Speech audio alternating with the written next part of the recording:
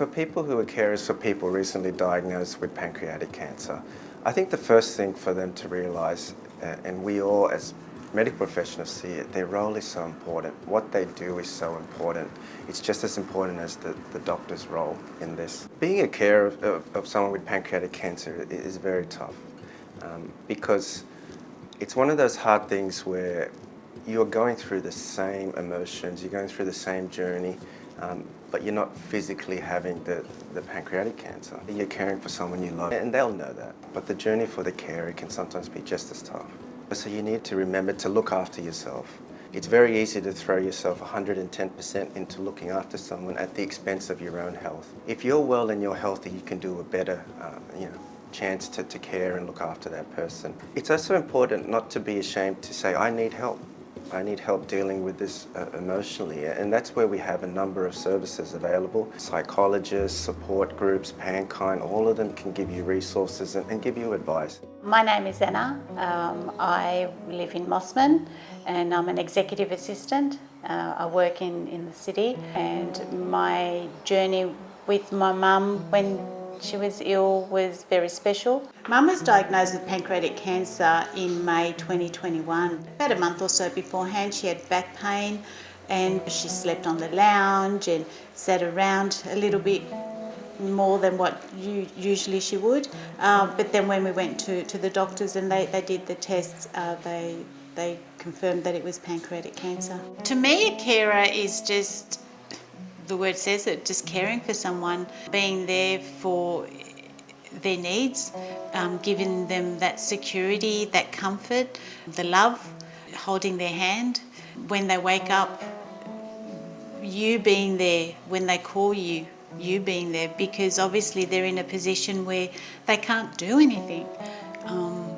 Being bedridden and not being able to fend for yourself.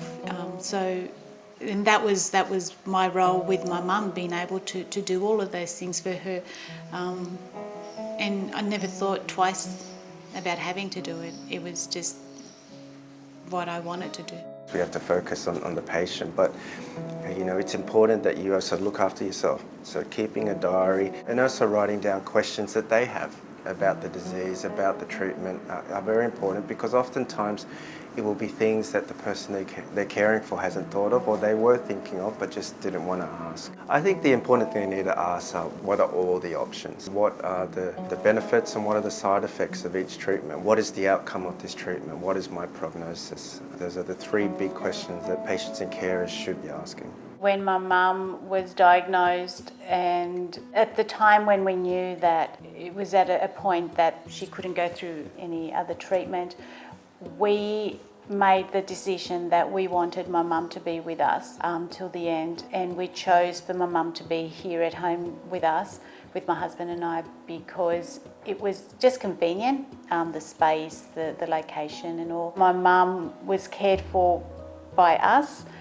Everything that she needed, that she wanted, we accommodated as much as we could.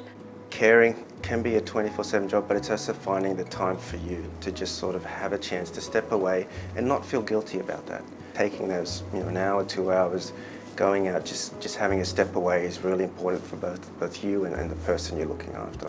And I think physically that involves being healthy, eating right, getting enough sleep, doing exercise.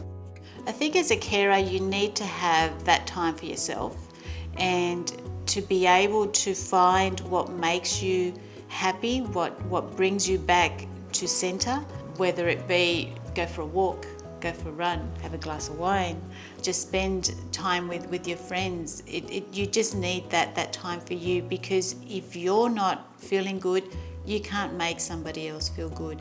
You'll be amazed at yourself of what you can achieve. It's the person that's receiving all of this care that, is appreciating everything, and it's something that you want to give them, and it's something that they need. We were all able to provide my mum's wishes in having her last days at home around the family. She didn't want to be in a hospital. So we gave that to my mum. We were able to provide that to my mum, and that with the family and also the doctors and nurses were able to make sure that my mum got what she wanted. That gives me comfort. But we still miss her.